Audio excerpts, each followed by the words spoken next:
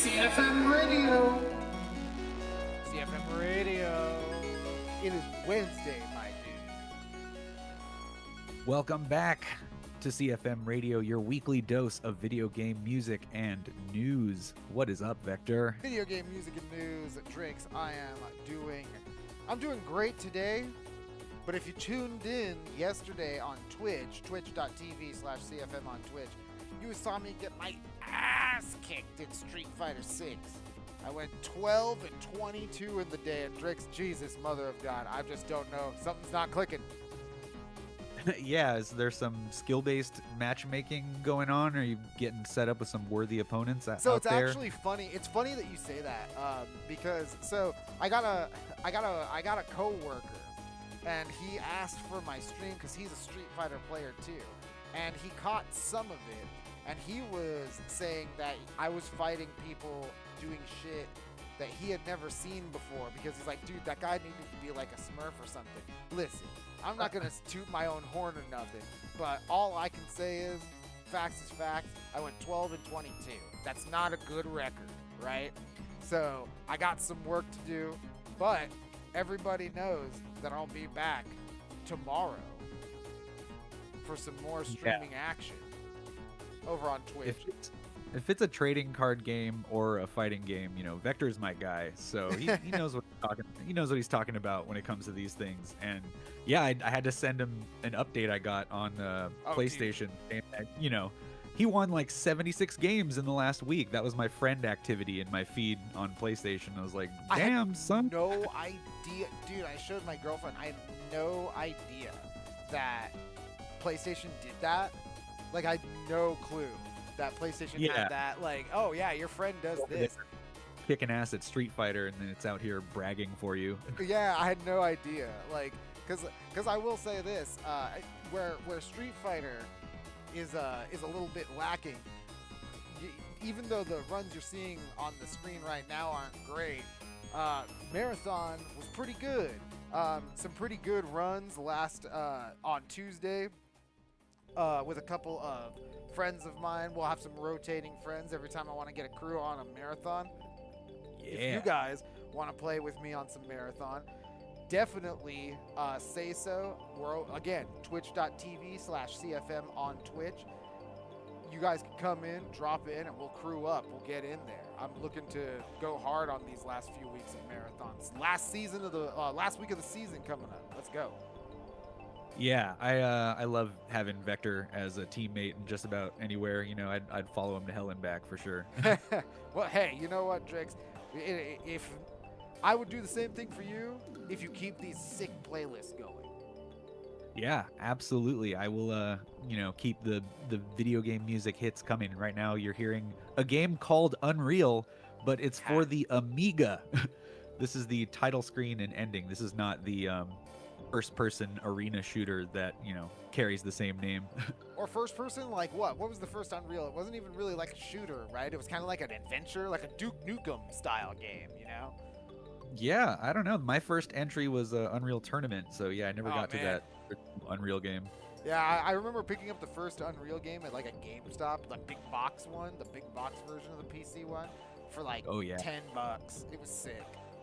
Nice, good old PC big boxes. Yeah, so that one probably played a little more like a third-person Quake or something. It wasn't it was all first person, but it was like, I don't know, the best way to say it was like 3D Doom clone, I guess.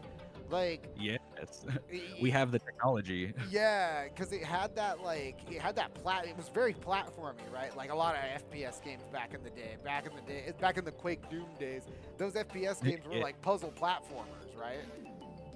Yeah, and it was good. It was Love good. A boom shooter. It was good. It's again, one of the big reasons I like Marathon is because the maps are so cool. But yeah, exactly. No, I'm, call me a boomer if you must, but I love a boomer shooter. What I've been playing lately, I'm not, running my island of Tropico, is Don't Stop Girly Pop, which is a self-proclaimed like Y2K shooter, but it is a movement shooter where you do more damage as you like jump and power slide around, and the soundtrack is great. It's kind of like, it says Y2K, but it sounds like hyperpop, Yeah. So yeah, I'll have to get some of those tracks to play here on the show soon. Don't Stop Girly Pop, underrated game. Yeah, super. It's really fucking hard, right? That game is hard Yeah. as shit. Like, And it's a rare case where like I'm kind of more comfortable playing it on a controller instead of the mouse and keyboard because I tried that out recently. And just because you go back and forth between like jump, dash, like crouch / power slide, so I'm just like hitting those same buttons like over and over again, like in the right order. And something about your thumb and your pinky on a keyboard just doesn't flow as good. So yeah, if you happen to be playing Don't Stop Girly Pop, try it out on a controller. I know we like to think of first-person shooters as like very mouse and keyboard heavy, like that's the superior way to play. But when you're schmoovin', man, yeah, man. you gotta go fast, and it's a good time. I kind of, have an affinity for games that like, would hurt your eyes or give you an epileptic seizure. Yeah, man. The Electric Soldier Porygon syndrome, right? Like, yes. It's like those kinds of games. Again, Don't Stop Girly Pop, super underrated game. It's kind of like if you like games like Neon White, right? Like you're gonna love Don't Stop Girly Pop. Neon White, Bolt Gun, like shit like that. Yeah, no, I was definitely enjoying some Neon White since they gave it away on the PlayStation Plus subscription. So yeah, I was thinking about picking it up, and then they just went ahead and handed it to me, and I'm just dashing around collecting cards that are actually guns. Yeah, no, I could come back and hit that up at any time. Yeah, Neon White is a sick game, and okay, so we're gonna soundtrack, Spike Spiegel voice acting. Yeah. Well, okay. So here's the thing. We're talking about a lot of cool games, Drix. These are games that you're gonna want to play. You're gonna want to take the time out of your busy day, your schedule. Hey, you might even want to toss these games a few bucks if you see them down there. But you know what, Drix? We're gonna talk about a game that a lot of people are talking about. It might be a little late to the party for us here on CFM, but this is a game where I decidedly didn't want to play it after about an hour and a half, right? Ooh, yeah. If you're talking about what I think you're talking about, I'm pretty much right there in the same boat with you because I didn't put too much time into it either. And, I'm glad I paid less than $20 for it because if it was on Steam, I might have returned it after playing less than 2 hours. Yeah, because we are going to give our thoughts on the controversial, the topic of the game of the hour. It is Mixtape. Oh boy. And, kudos to the marketing team on this one. Yes. We're going to have IGN give it a 10 out of 10 review, and then everybody's going to get upset and then have to play it for themselves, right? So now you got seriously people like Vector and I having to go out and buy this game just to experience what all the mixed reviews are about and come up with our own opinions that, we'll share with you here tonight. So, first and foremost, I think we both agree walking sim, right? Yeah, barely a game. Yeah, more of a indie adolescent coming of age movie. yeah, very much more like a what?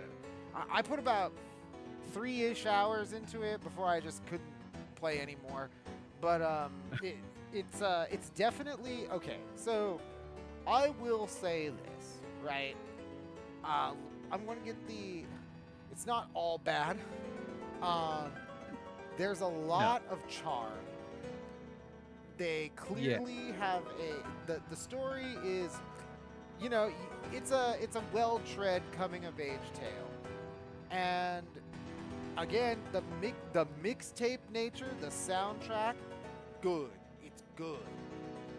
Yeah, that's one of the biggest reasons why I don't feel bad for buying it, because it does have a killer soundtrack. Yeah, it's good. Iggy and the Stooges, Depot, Smashing Pumpkins, fucking Susie and the Banshees. Yeah. Like, okay, like this is somebody was crate digging for this one. Yeah, exactly. And there's a lot. There are good deep cuts in there, and I will say that whoever put together the mixtape, right, did a pretty good job with what they selected.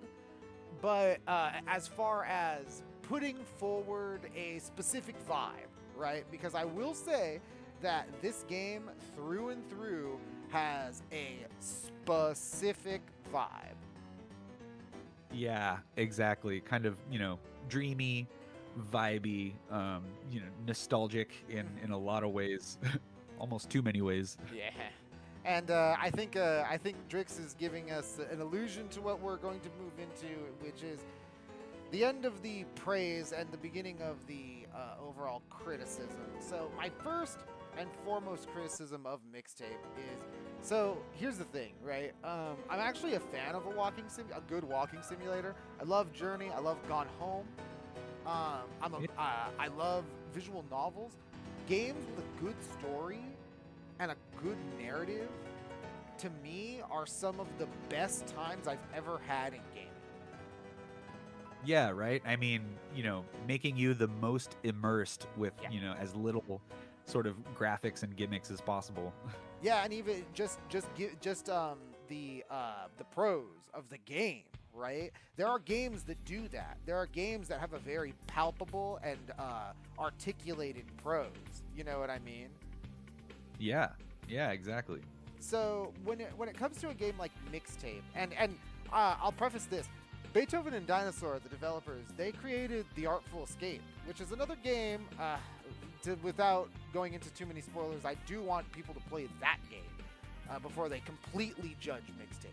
But The Artful know where they're coming from to know where they're going. I agree, because The Artful Escape is absolutely more of a tribute to music. And when you play that game, you can kind of see where they're coming from in this game. And I don't really agree with, like, the Nepo baby, blah, blah, blah, blah, blah. Like, maybe Annapurna has the money, right, to throw in there and get these songs in perpetuity, so you don't need to worry about your game going digital defunct, right? Yeah, exactly. Or, when your TV show gets syncopated. No, Syndicated. Syndicated. Yeah, Yeah. you syndicate a TV show, and all of a sudden you have to replace the entire soundtrack. Or like if it gets back when things used to get put on digital medium, it's like, hey, that's not the song that I heard. Like this is a different song. Or why you don't hear Offspring and Bad Religion and Crazy Taxi if you play it on PC nowadays, kind of thing. Again, Crazy Taxi. Let's even go into other media. If you're a fan of Clone High, you really cherish that original television soundtrack.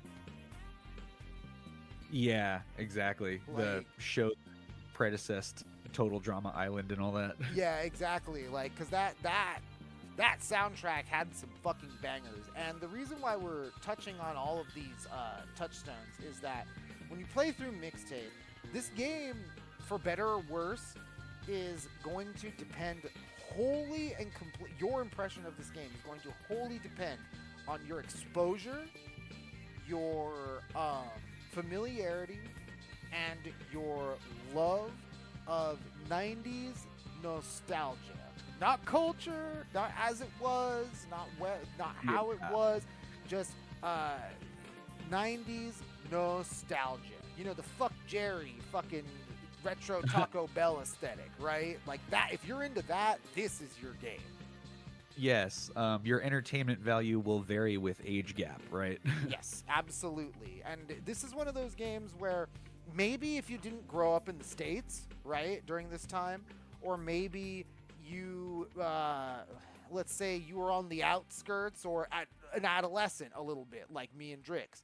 Like, an adolescent maybe who didn't have a lot of the cultural touchstones because we're from LA.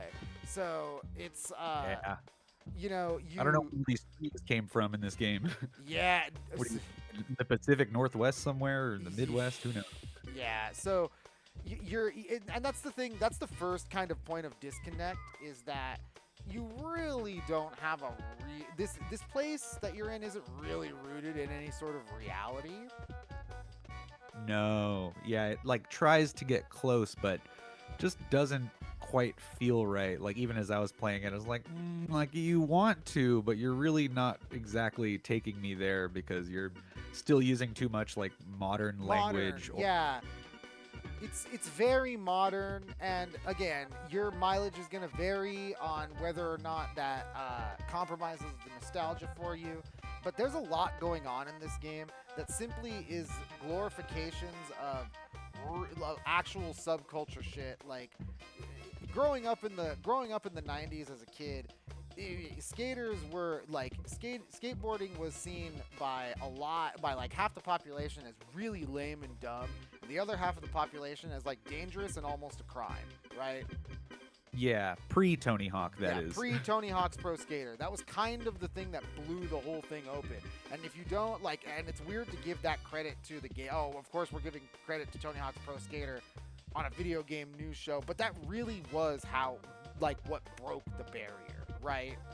Like, yeah, really kind of normalized the skate culture, and next thing you know, Nike's making skate shoes and right. shit. and then, you know, the skateboarding is not a crime movement. There's a lot of that, right? And none of that is portrayed here. There's also a lot of pretentiousness in this. Like, there's a lot of downplaying of the slacker culture. Yeah, even permeated. I'm like, how did this main character get so like pompous for a teenager? Yeah, and like, dude, I'm not even. I'll be the first one to stand in front of everybody and say, hey, I knew some pompous fucking 17, 16, 18-year-olds, and I was like 7, right? I fucking knew these fucking Santana fucking yuppies, like pot smoking yuppies, who are out here thinking they know everything, and I understand that. But this is a different kind. It's like Drix is saying, it's a very modern take on that yuppieism, right? Yuppie-isms. I mean, that's the best way I can say it, personally. Yeah, you know, I agree. So it's a very there is nostalgia here, but coming from people, and like, again, we were kids, adolescents. I don't know whose nostalgia this was. Yeah, who grew up like this? Because I have questions. Yeah, I don't really know who grew. I knew very few people, anecdotally, who grew up this way. I didn't really grow up this way. Skateboarding, where I was, pretty much was a crime. Like, yeah, we didn't get to bomb down hills in a national park, you know? No way. Yeah, no fucking way. Like, there's none of that shit ever happened.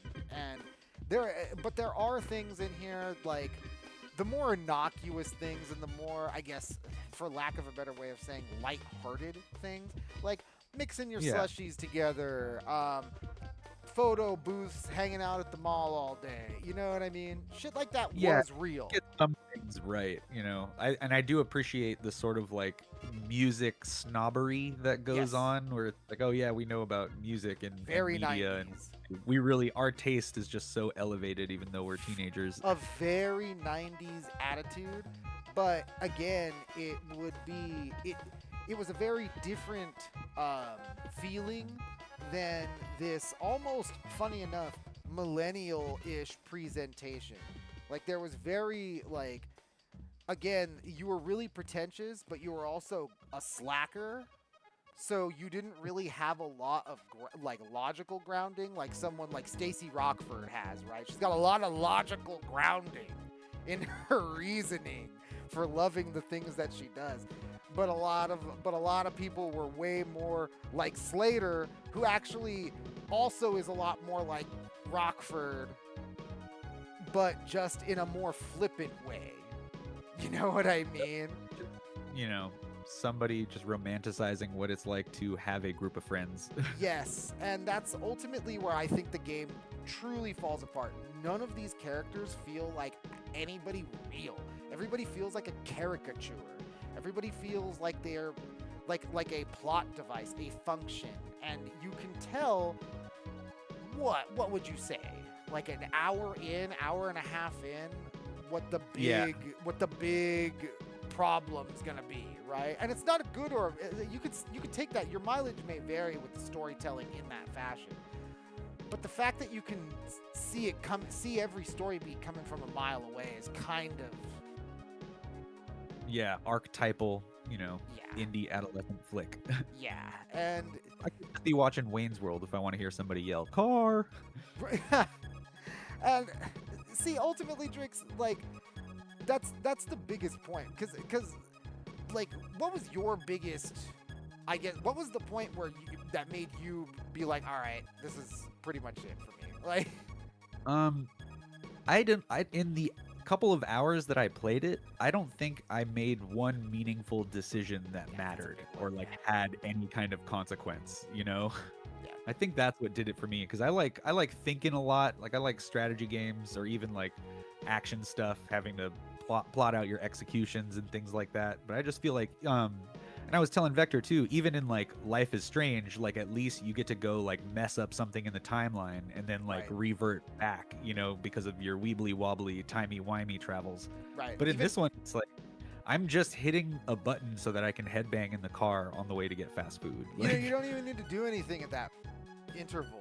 I literally set my controller down, and it kind of just did whatever. It like and they just proceeded. rock out in the car, you know? Yeah, and like, and I will say, I will say that there are points in the game where if you do interact with it, variable things happen. I don't know if it happens all the time. I'm sure if I didn't interact with the environment in certain ways, like at one point you throw stones across the lake, right? And like in that moment, I ended up trying to actually hit every target I could, and there were. Yeah. Yeah, there are funny little like vignettes that happen, right? Yeah, please make this a shooting gallery. I would like to play something. Yeah, and like there's another one where you play baseball, and every time you hit a ball the right way, it creates a home run, and a stadium grows, and it's like, oh, my first sporting memories, blah blah blah blah. Like it's good, and the storytelling is succinct, right? It's not like a badly told story. It's just very archetypal. It's very on the nose.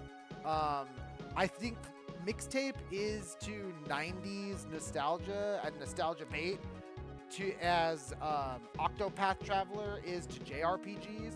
Like when you play the first Octopath Traveler game, you kind of get a sense that the people who put it together, like maybe they like watched a lot of Final Fantasy VI on YouTube.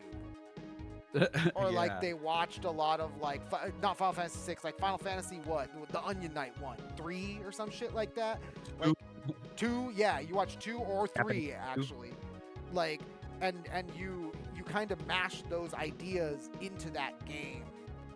And like it feels old school and it looks old school, but when you're playing it, there's something decidedly off. That's this game for 90s nostalgia bait. Yeah, it reminds me of how you know, if anybody was alive during the 80s, it was actually very brown, that the brown and like avocado green sort of bled in from the 70s. But then when you see the 80s depicted in like media and stuff, it's all very neon and like bright colors Yeah. and popping and flashing. And it's like not everywhere you went was like a discotheque, you know? Very little places, in fact, were. And Yeah. Like, according still to was brown. according to my relatives and pictures that I've seen type shit, and like it's one of those things where, again, it's funny that you bring that up. We were talking about this before the show. Mixtape actually kind of feels a little bit more grounded in like the 80s. Yeah, they're getting their decades a little bit twisted. Even like the music, it's like a lot of the soundtrack is actually from the 80s and So, not like, the 90s. Yeah, you have like your Not Smashing running, you know. Pumpkins, right? You've got your Smashing Pumpkins in there, but like, where is it? We were talking before the show. Where is your Mud Honeys, right? Where's your PJ Harvey? Where's your, Your Pearl Jam, your Soundgarden, your Jane's Soundgarden. Addiction, Yeah. your Stone Pilots, you know. Yeah. At least that's what I was hearing on the radio at the time. Because when you cut through the essentially bullshit of what the narrative is trying to give you of like, oh, these kids are just some kind of alt kids to alt kids who are like, they're like grunge adjacent. No, these are grunge kids, right? If this is the 90s, these are grunge kids. There's no really way that you could cut that cake any other way. Like, Yeah, these this are looks like the Pacific Northwest. yeah, so come on, like I'm not asking for Nirvana, right? Like No, nobody's asking for you to buy Nirvana. but again, can I get a little L7, right? Yeah, something that feels a bit more authentic, I guess. And that's I think my biggest gripe is that it's like, oh man, this is like a 90s nostalgia trip, but like the main character loves all of her dad's favorite music, like Yeah. seems a little dated. Again, entertainment value will vary with age gap. Yeah, exactly. Because honestly, and that's another part where this game kind of shows its, I guess, rears its, or not rears. I'll say it like this: wears its influences on its sleeve. Because you could tell that very much so, beyond the visuals, beyond the storytelling, beyond the language, really, that this is very much a product of a reflective product rather than a product that is trying to be accurate in any way. Like, Yeah, it's not, an authentic period piece, or at least, yeah. you would know if you were there. Yeah, and it's not, and again, it's not even like a period, not even a quote unquote period piece like a modern period piece, like how a movie like Turning Red from Pixar is, right? Where like Yeah. you're trying to depict where you're from. I don't really know where this is. Yeah, I was trying to place that too. Like, where is this taking place, and also like what specific year in the 90s? Because like 94 looked a lot different than like 98 or 99. And that's the thing. Like, it's supposed to be 95 allegedly. Like, I don't think they tell you that in the game, but Right. like at least they don't open with it. And it's one of those things Yeah. where 95. I mean, I was a kiddo back then, but like I remember 95 being, all of my family's friends, my older cousins' friends, they were very much, subcultures that were very outside of the grunge thing, right? Like, Yeah, I mean, Sega Saturn had broadband internet, but nobody was ready for it Yeah. yet. and a lot of people don't like to admit that pop in the 90s was absolute peak. Like, Yeah, pretty much. I mean, there's a lot of tracks we're still listening to out there today that, yeah. better by objective comparison.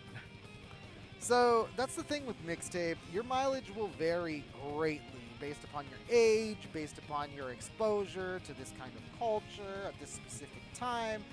Or And how much it- you actually like gameplay. Yeah, exactly. Like, that's another thing. If you actually want, because one of the last points that I'll make about a walking sim is like, even a game like Journey will entice you to interact with things that you have no idea what it's going to end up with. This game gets pathetically predictable. Haha. Yikes. And that in a world where just last year you had the narrative juggernaut that was Dispatch, where all of my choices really felt like they really fucking mattered, and they had a really fun puzzle work sim gameplay loop. You really got to give me more than what Mixtape is giving me. Yeah, exactly. There's just so much more to like about Dispatch. Like, We can juxtapose these two next to each other. yeah, and that's like because it's the closest point of comparison, and when one of them has almost twice the gameplay, that's like, wow, that's kind of a big deal. Yeah, it says a lot. So clearly that IGN perfect score was from a journalist who really likes just watching indie adolescent coming of Yeah. age films. A big fan of Nick and Nora's Infinite Playlist type guy, right? Yes, 100%. Yeah. So with that, Drix, I do believe, for my money, I'm going to give Dispatch a 2 out of 5. There is a lot to like for a specific. If you love the aesthetic, you'll probably love the whole game. But Yeah, if you, Dispatch much better by comparison. Yeah. Mixed it, not so much. Not bringing as much to the table. yeah. How about you, Drix? What do you score Mixtape? Yeah, I gotta give it about the same. I need so much more from my games. This was cool, but I felt kind of just subverted a little Yeah, bit. that's a good way to put being it. the age that I am. Like, yeah, I don't know what you're trying to convey here, but it's just not landing with me. And my girlfriend made fun of me for playing this. Okay. Yeah, mine did That's too. I can't even play it, with somebody in the room because they'll be like, "What is this? This is so What is cheesy, hokey, and cringy." It's very hokey. It's very cheesy and hokey. There's a lot of hokey, cheesy lines in this. It's definitely, if your girlfriend is not down, much like yours, mine also made fun of me for playing this game. I was called a sellout, so Yeah, but like, these are real gamer girls we're talking about that have been yeah, around, been around the block as far as playing games over the yeah. last 20 years. Dota girl and a Street Fighter girl. What are you gonna do? Like Yeah. Where is the game at? yeah, where's the game? And I'll tell you what, the game is not at Dispatch. So I think that's a 2 out of 5 from us here at Clusterfuck Media, CFM Radio. Play it if you want. Yeah, I hope you enjoy it if you're into that kind of thing. I hold the space for differences in opinion, and Yeah. it's one of those kind of like, not every game is made for everybody, because a game that's made for everybody is a game that's made for nobody. Yeah. And if it didn't click with us, this is one of those games where just because that's the case, it might click with you. So give it a shot if you like what you see. Yeah, maybe we're just a couple of chopped unks, Yeah, exactly. That's the thing. We could just be real Almost unk hours. Just a mole man from The Simpsons wearing his skater outfit saying, "Hello, fellow kids." And you know what, Drix? Excuse me while I adjust my bifocals, because we are going to jump into the retro game arena because we have your impressions on R-Type 3. Ooh, boy, and it is an R-Type for the ages. Now, if you have played R-Type, or if you're any kind of like retro gamer, like you're probably already familiar with the R-Type series. This is a sweet little reimagining of R-Type 3 that I've been carrying R-Type 3 around in my pocket for like the last 10-20 years, like on my phone and stuff. This is a staple in the shoot 'em up genre. You got a lot of cool mechanics here. I mean, not only are you like moving and shooting, but you can, unlike Super R-Type for the Super Nintendo, in R-Type 3, you can pick different types of weapon systems, and each one comes with its own sort of sub-weapon that you can equip. You can unequip, you can equip it to the front or the back of your ship to help deal with enemies that show up from behind you. This is basically R-Type 3 again, but with a pretty amazing paint job and also enhanced sound. So you're getting this, reimagining of a classic game. Clearly, it's kind of like catered towards like fans of the series and of the genre.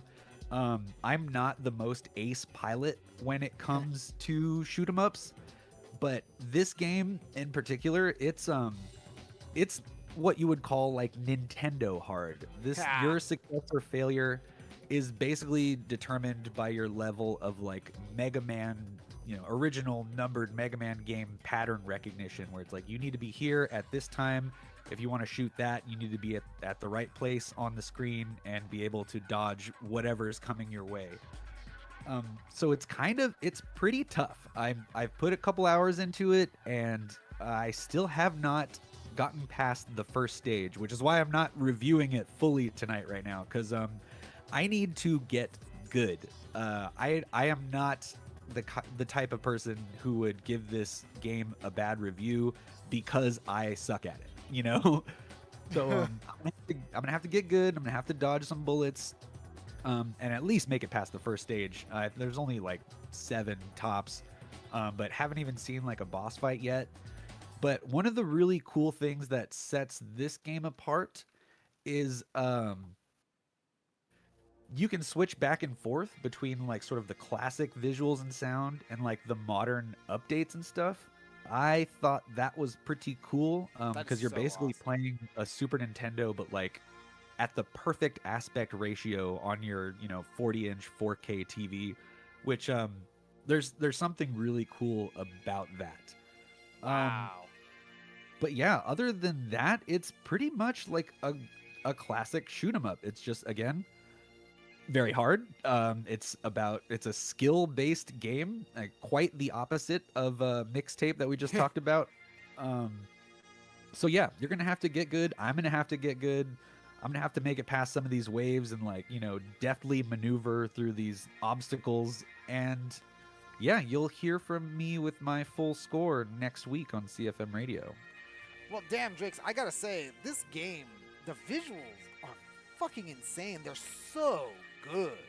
Like, Yeah, I don't know if they just got a team of contracted visual artists to here's a side project for you, or oh hey, we're gonna train some new staff and just get them to remake this Super Nintendo game. But all in all, the visuals, atmosphere are totally where it's at. So yeah, if you're a fan already, this is something you got to check out. If you love R-Type 3, whether you played it on the Super Nintendo or not, yeah, you're gonna get your money's worth with this one. Yeah, well, it absolutely looks like a game both for the fans, and even if this is one of those harder games, those Nintendo hard games, right? Even if that is the case, this is one of those games that just looks so beautiful. Man, I can hardly believe what I'm seeing. Which is exactly why I need to play well and see more of it. Absolutely. Hey, you know what? The environments and the way things move around, it was absolutely groundbreaking on the Super Nintendo too. So it's cool to see it in a modern package. Yeah, absolutely. Man, I'm still just blown away by these visuals. Dude, that mech that you fought just then was fucking cool looking. All this stuff looks awesome.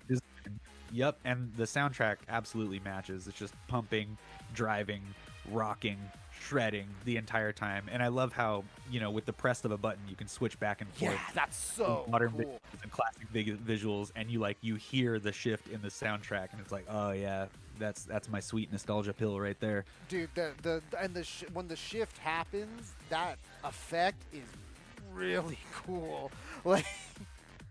Yeah, no, it's sweet. It's something to enjoy. Say the 3D camera, you can set it to be more stable or more crazy and shaky and stuff. Things get a little too wild in 3D. You're just like, oh no, I need to switch back to classic mode real quick so I can get through this section. That's an interesting, gameplay mechanic. Yeah, wow. I gotta say, I'm pretty blown away. This game looks, dude, the Switch is crazy.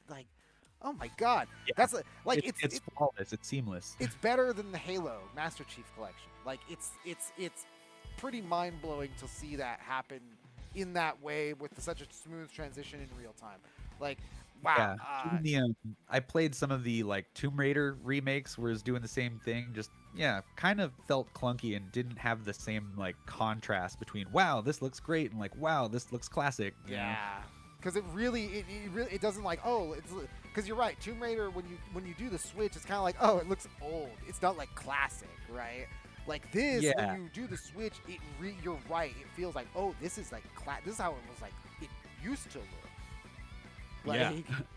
Back in my day. Yeah, back in at the time. This is it. Actually, I think I'd be willing to bet they did a little bit of extra facelift they did with Nintendo did with their Super Nintendo Classic mini console, right? Yeah, it's got a nice CRT filter on it or something because they know you're playing this on newer flat screens and stuff. Yeah, they did a really good job with that effect though. And wow, R-Type 3 Dimensions right there. If you're not sold on the visuals and that insane visual flip that is just so not only seamless but has an effect that really makes you feel like you're switching dimensions. Yeah, right there it is, the R-Type Dimension. Yeah. So R-Type 3 New Dimension, it's out now. We'll have our full score next week, but I'm pretty blown away simply by the visual switch. That's probably the best use of that device or mechanic that I've ever seen in a video game right now. Yeah, no, I gotta agree. Best use of the modern to classic Switch. Yeah. All right. Well, after all of that, the great video game coverage for something a little mellow and something for the hardcore classic folks in you, I think it's time for a break, Drix. Man, I love this song. It rips. This is from Hyrule Warriors for the 3DS and Wii U. This is the Title and Dragon Roost Island. Love the Hyrule Warriors remix, Dragon Roost Island, CFM Radio. CFM. We'll be back.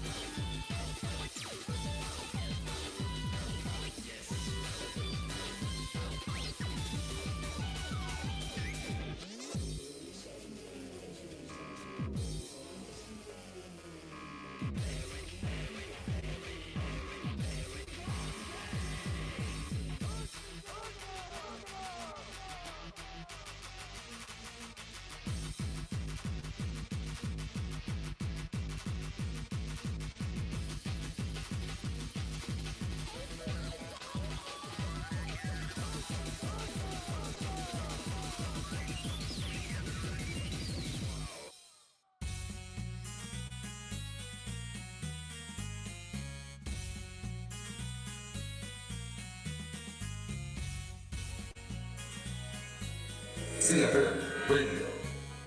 CFM Radio, we are back.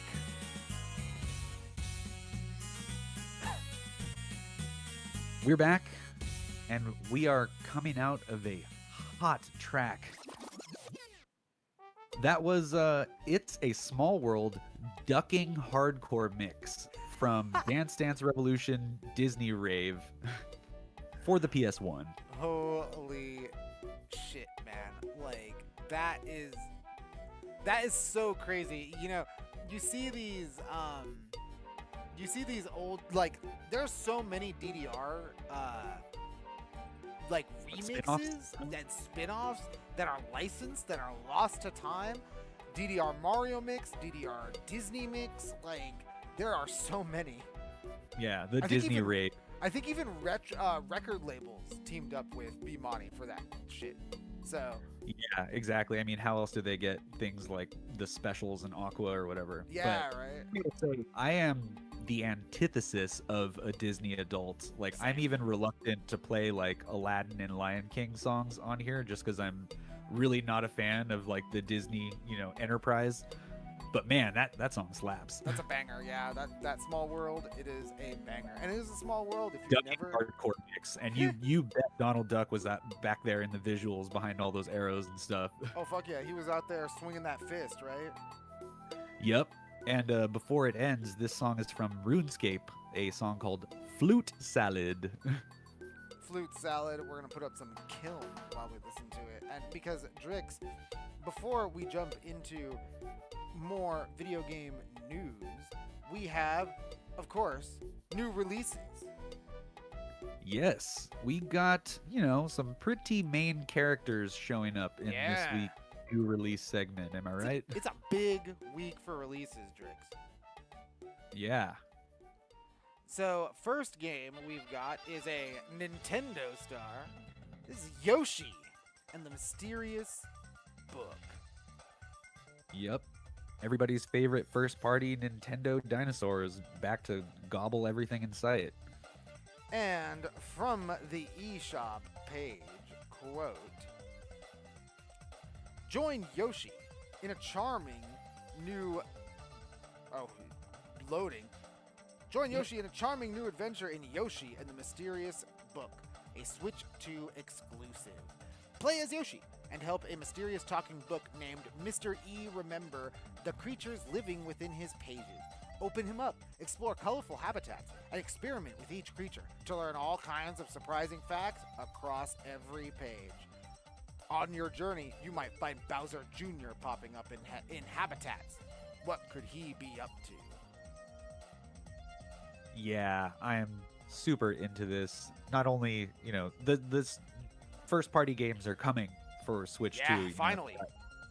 Yep, you got your Star Fox on its way, and this week, we're getting a new Yoshi game, which I love because I was a big fan of Yoshi Story, and I'm fairly confident Yoshi's Island or Super Mario World 2 is probably one of the best Mario games in the franchise. I agree, yeah, and you can be playing Yoshi and the Mysterious Book tomorrow, Thursday, May 21st, for only Switch 2. Yep, only way you're playing this one is if you got that new Switch 2. That new Switch 2. But Drix, we've got another game with another, like you said, main character. Yeah, a certain Dark Knight rises again, huh? He sure does. But I do believe we've seen him like this before, but never in the way that we're about to see it. Drix, this is Legacy of the Dark Knight. Yeah. I mean, I'm not the biggest Lego guy, but I know a lot of people, young and old, just spanning demographics, who really love these Lego games. Played a few of them. They are quite fun, especially if you want something couch co-op you can play with anybody in the house, older or younger.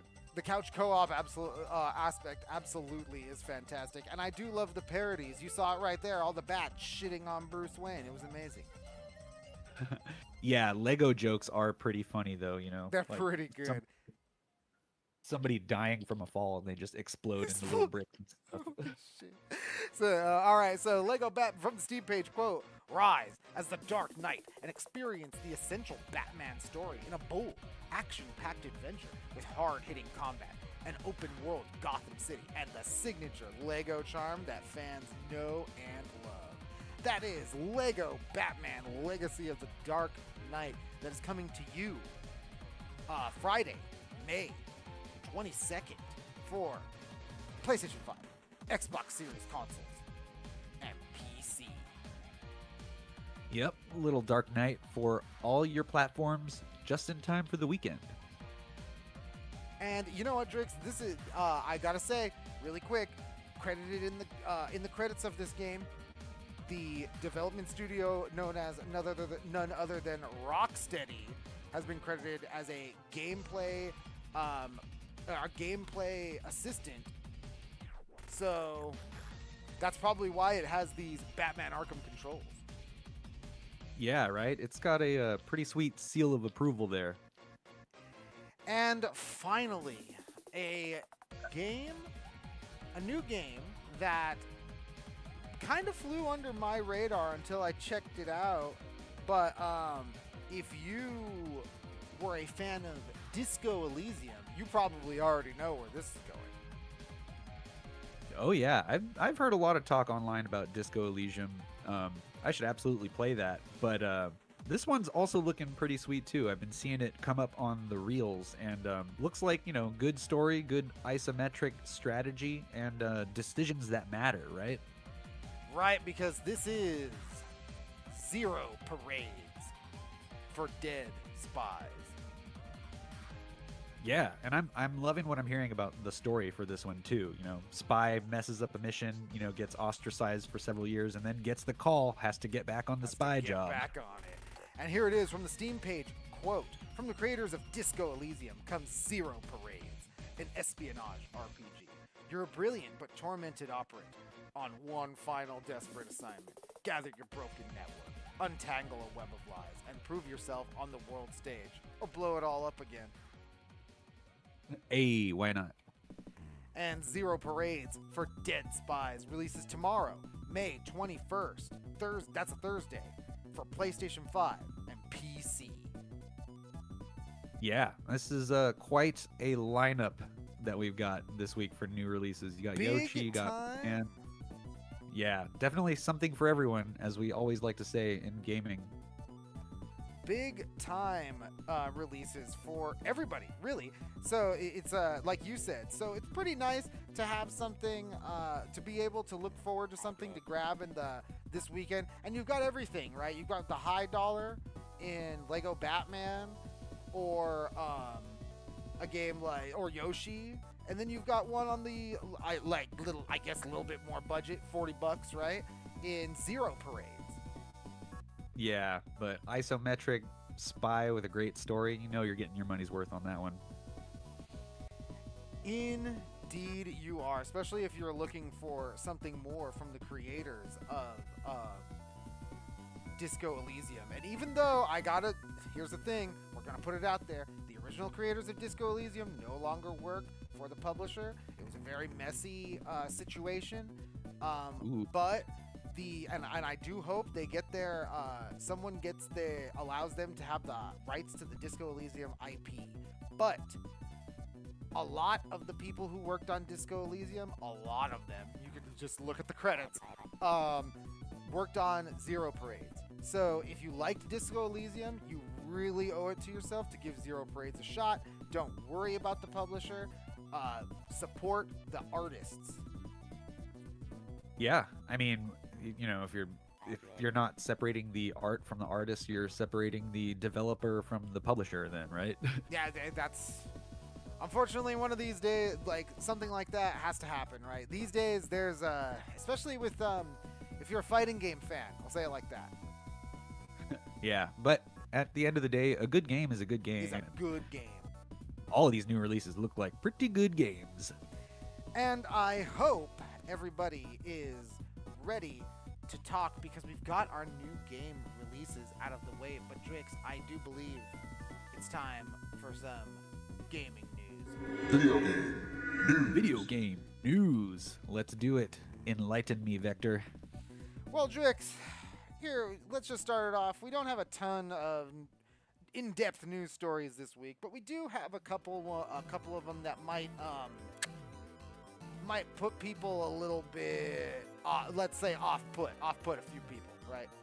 Yeah, it's not the juiciest corporate gossip, that we've had here on the show, but still things to be aware of that are on the horizon and happening now. And we're going to flip back over to Marathon, because a lot of people are calling this the Bungie tax, because here it is from IGN, quote, the headline is, quote, "Sony announces PlayStation Plus price increase, quote, due to ongoing market conditions." Yes. Prices will start State at, of the world as it is. prices will start at $10.99, Drix. Oh no. That is up. And cutting directly to the announcement itself, the announcement in question, which was not announced on the PlayStation blog. It wasn't announced via email. It wasn't even announced on a notification on your PlayStation when you log in. It was announced via Twitter. Yeah, right? You'd think if they're hiking up the prices, they'd want to tell you to your face, but they just kind of snuck out a little tweet. So I don't have a little bird told me I'm paying more. Yeah, a little blue birdie told me I'm paying. A big black X told me I'm paying more. Yeah. Like, Ooh. so I don't have the tweet for you to plaster on the screen in front of this beautiful marathon footage, but we've got it right here from PlayStation on May 18th, so a few days ago. Quote, starting May 20th, that's today, everybody, PlayStation Plus prices for new customers will increase in select regions due to ongoing market conditions. Prices will start at $10.99 USD, $9.99 European euros, $7.99 GBP for 1 month subscriptions, and $27.99 USD for 3 months. 27 euros for 7.99 euros for 3 months, and 21.99 GBP for 3 months. Drix, it's a pretty big increase.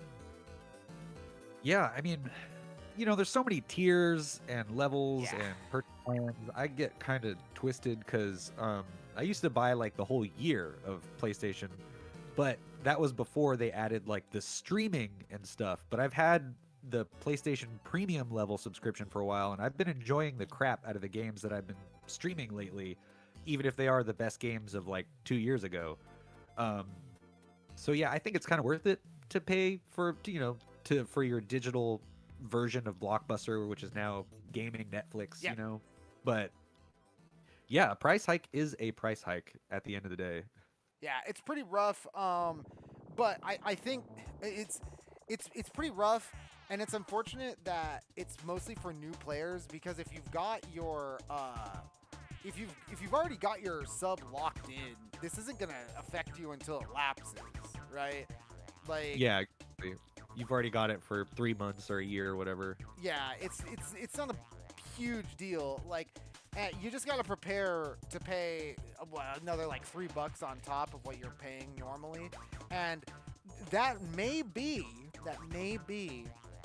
the sign that if you're like me and you're paying every 3 months because it was $25, and like you might not, when you're like, oh shit, I gotta lock in, I might turn it off for like a couple weeks and then just pay $25 in the next pay period. You know what I mean? Like, no big deal type shit. Like, Yeah, now's the time to make the jump and lock in more time. lock in that time like immediately, like yesterday. Yeah, sorry we couldn't tell you sooner. Yeah, well, I mean, it's one of those things where if you have the access to your local stores that have the cards, those cards still are going for the previous rate. Go get them. Oh yeah, that's a great idea actually, because you can't digitally price hike a product that's already in a store, right? You kind of can, but you still got them. You still got them. Yeah. Get those cards Good while they're code. still there. Yeah. And finally, for our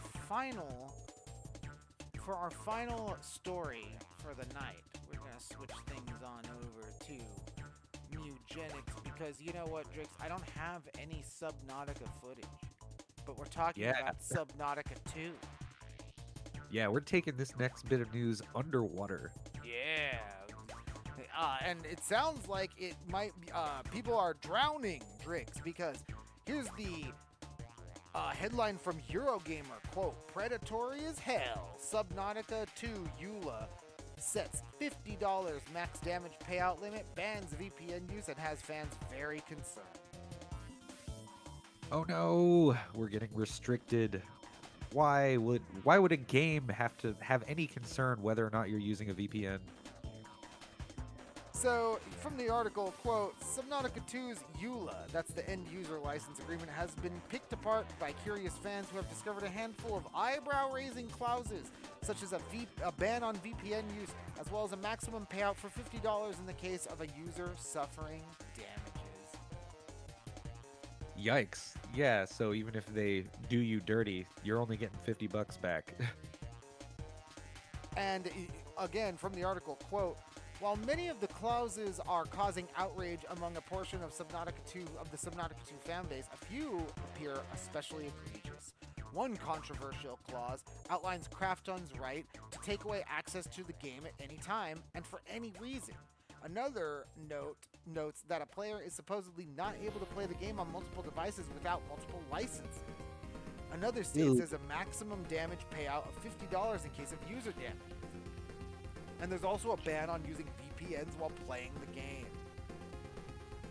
Yeah, getting a little strict over there in Subnautica. But again, here we go though, Drix. This is where we all got to take a little step back, because reading further, quote, should you be worried about any of these? Honestly, not really. It is not common for EULAs to include clauses that are not actually enforceable in a court of law, as was established in cases like ProCD Incorporated versus Zeidenberg, 1996 in the United States. Clauses you sign in a massive EULA does not give the company a free pass to ignore consumer protection rights, for example. Plus, there are some clauses that have already been challenged by the developers themselves, such as the outright ban on modding. The original Subnautica had plenty of mods openly available, leading to a healthy and loyal community. On Node World's Sam Dark noted that Subnautica 2 Discord that the plan was is the same for the second game. Quote, we will not be taking action against player-made mods as long as they follow the few simple rules Donya shared a while back, like not selling the mods, wrote Dark. A bunch of us are in the modding Discord. The studio is founded by modders, and a few playtesters here are modders. Okay, there's some respect being shown here for the modding community anyway. Yeah, it definitely seems like this was one of those things that was really overblown, right? Yeah, you know, I would like to take it at face value and be like, yeah, this is what's best for everybody's safety and, you know, to protect our work, our creative property here. Yeah, and it's one of the, honestly, you know, we'll end with one of these things. It's kind of a, seems like a boilerplate contract situation, right? Yes, the plate, it boils. Like we put this out, and like every one of our, I bet you if you look at almost any Craft-On game, EULA, remember Craft-On publishers of PUBG, right? So yeah. So I'm sure if you look at any of those EULAs, you'll see similar clauses, right? And if you have the developers saying, hey, we don't even plan on enforcing these EULAs. These are more like guidelines instead of hard rules, right? Yeah, literally the devs are like, guys, we're modders too. Yeah, we would prefer if you didn't, but you know, if you must mod, please don't sell your mods of our game that we made. Do not sell the mod. Which I feel like that's fairly rare as far as mods go. Well, unless Bethesda allows you to, am I right? Yeah. Are you a part of our workshop? Our workshop, indeed. You can sell your mods if you're part of our workshop. Yes. Join us so we can get a cut. So, I do believe that when it comes to Subnautica 2, turn your VPNs on, stream the game, and if you must, allow somebody to use your Steam account to play the game, because even the developers are saying, listen, we're probably not going to enforce any of this. Yes, if you're playing on multiple platforms, please buy it for multiple platforms. Yes, please buy it. Buy it again if you must. Buy it as many times as you can. Yes. Make a new account just to buy Subnautica 2. Yep. Our only concern is that you can't buy it again and give us money more than once. More than once. But I do believe that will end it for us today, Drix. Oh yeah, this was a fun show. We had, you know, our reviews and impressions early on. Of course, new releases every week. And of course, we got to hit you with some video game news, what's going on. But I hope you guys are out there and enjoying games. Don't forget to, you know, retain ownership of your physical media and participate in local tournaments. Participate in your local tournaments. Make sure you are know your gaming public around you, and remember, those people you're arguing with in your video game groups on Facebook are probably bots. Yes, it is very likely, and you know, arguing in the comments is turn-based combat. Exactly. Everybody, we will thank you so much for joining us tonight. We will see you next week. Next week, we are going to be doing our gameplay streams here on YouTube. See, Cool. as a test for that week. Tomorrow we are going to be on twitch.tv/CFM on Twitch for more CFM Game On. We are going to be ranked Street Fighter 6, starting off the day. Then we are going to be moving into Marathon. Guys, my Marathon catch-up guide got fucked by this last patch because they changed all the maps. So we're going to go through on stream tomorrow on these maps and see what we're doing solo. Yeah. Wow. You got to, before you put out that first edition, make sure it's current, right? I mean, it's one of those things, Drake. Here's the thing. The guide is turning less into a guide, and it's just I'm going to be releasing some Season 1 retrospectives on Marathon because it is pretty much the game it's like the first live service game I've taken seriously in like 4 years. So yeah, no, I can vouch for that. yeah. So check for that on clusterfuckedmedia.com. We'll see you tomorrow on twitch.tv/CFM on Twitch. And thank you for tuning in. See you next week here on YouTube. Bye-bye. Good night.